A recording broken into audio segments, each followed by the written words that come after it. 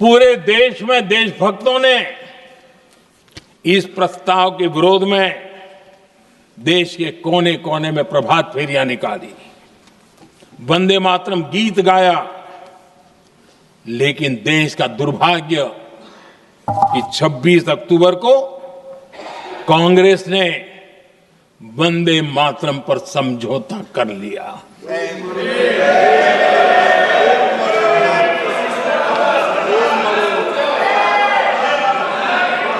वंदे मातरम के टुकड़े करने के फैसले में, वंदे मातरम के टुकड़े कर दिए। उस फैसले के पीछे नकाब ये पहना गया, चोला ये पहना गया। ये तो सामाजिक सद्भाव का काम है। लेकिन इतिहास इस बात का गवाह है कि कांग्रेस ने मुस्लिम लीग के सामने घुटने टेक दिए और मुस्लिम लीग के दबाव में किया। और कांग्रेस का ये तुष्टीकरण की राजनीति को साधने का एक तरीका था। आदरणीय अध्यक्ष जी, तुष्टीकरण की राजनीति के दबाव में कांग्रेस वंदे मातरम के बंटवारे के लिए झुकी। इसलिए कांग्रेस को एक दिन भारत के बंटवारे के लिए झुकना पड़ा।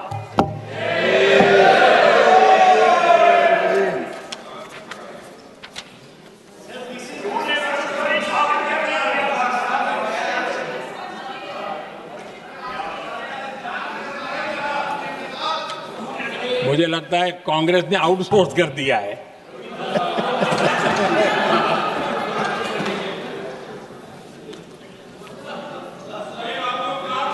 दुर्भाग्य से कांग्रेस की नीतियां वैसी की वैसी थी है। और इतना ही नहीं, आईएनसी चलते चलते एमएमसी हो गया है।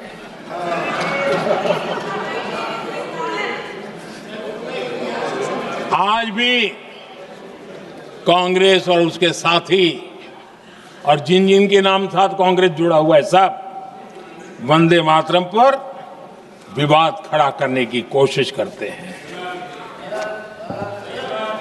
आदरणीय अध्यक्ष महोदय, किसी भी राष्ट्र का चरित्र, उसकी जीवटता, उसके अच्छे कालखंड से ज्यादा जब चुनौतियों का कालखंड होता है, जब संकटों का कालखंड होता है, तब प्रकट होती है, उजागर होती है और सच्चे अर्थ में कसौटी से कसी जाती है। जब कसौटी का काल आता है, तब ही ये सिद्ध होता है कि हम कितने दृढ़ हैं, कितने सशक्त हैं, कितने सामर्थ्यवान हैं। 1947 में देश आजाद होने के बाद देश की चुनौतियां बदली, देश की प्राथमिकताएं बदली,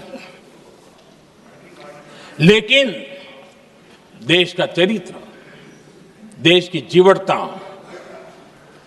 वही रही, वही प्रेरणा मिलती रही। भारत पर जब जब संकट आए, देश हर बार वंदे मातरम की भावना के साथ आगे बढ़ा।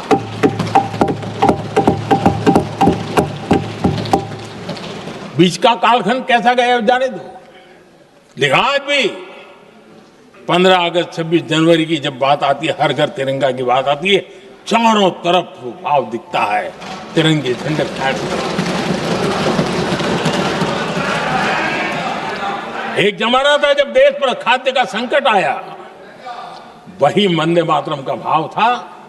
मेरे देश के किसानों ने अंदर के भंडार भर दिए और इसके पीछे भाव वही है, वंदे मातरम।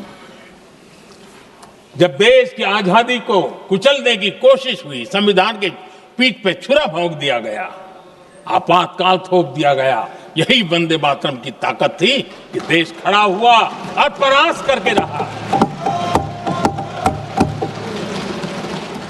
देश पर जब भी युद्ध थोपे गए, देश को जब भी संघर्ष की नौबत आई, यही वंदे मातरम का भाव था। देश का जवान सीमाओं पर अड़ गया और मां भारती का झंडा फहराता रहा, विजय श्री प्राप्त कर।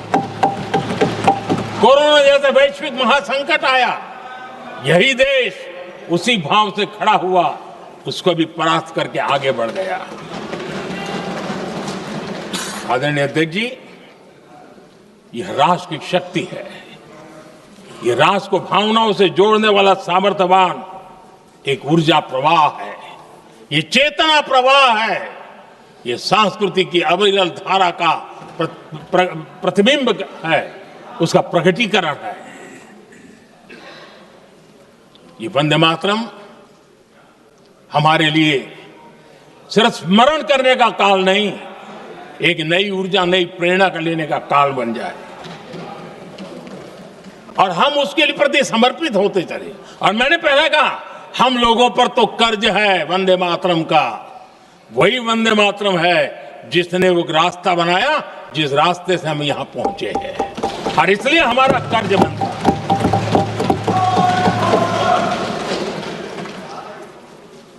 भारत हर चुनौतियों को पार करने में सामर्थ्य है। वंदे मातरम के भाव की वो ताकत है। वंदे मातरम ये सिर्फ गीत या भावगीत नहीं, ये हमारे लिए प्रेरणा है। राष्ट्र के प्रति कर्तव्यों के लिए हमें झकझोरने वाला काम है और इसलिए हमें निरंतर इसको करते रहना होगा। हम आत्मनिर्भर भारत का सपना लेकर के चल रहे हैं, इसको पूरा कर रहे हैं। वंदे मातरम हमारी प्रेरणा है। हम स्वदेशी आंदोलन को ताकत देना चाहते हैं। समय बदला होगा, रूप बदले होंगे, लेकिन पूज्य गांधी ने जो भाव व्यक्त किया था, उस भाव की ताकत आज भी मौजूद है और वंदे मातरम हमें जोड़ता है। देश के महापुरुषों का सपना था स्वतंत्र भारत का। देश की आज की पीढ़ी का सपना है समृद्ध भारत का। आजाद भारत का सपने को सिंचा था वंदे भारत की भावना है, वंदे मातरम की भावना ने। समृद्ध भारत के सपने को सींचेगा वंदे मातरम की भावना। उसी भावना को लेकर के हमें आगे चलना है और हमें आत्मनिर्भर भारत बनाना। 2047 में देश विकसित भारत बन के रहे। अगर आजादी के 50 साल पहले कोई आजाद भारत का सपना देख सकता था, तो 25 साल पहले हम भी तो समृद्ध भारत का सपना देख सकते हैं, विकसित भारत का सपना देख सकते हैं और इस सपने के लिए अपने आप को खपा भी सकते हैं। इसी मंत्र, इसी संकल्प के साथ वंदे मातरम हमें प्रेरणा देता रहे। वंदे मातरम का हम रण स्वीकार करें, वंदे मातरम की भावना को लेकर के चले, देशवासियों को साथ लेकर के चले, हम सब मिलकर के चले, इस सपने को पूरा करें। इसी एक भाव के साथ ये चर्चा का आज आरंभ हो रहा है। मुझे पूरा विश्वास है कि दोनों सदनों में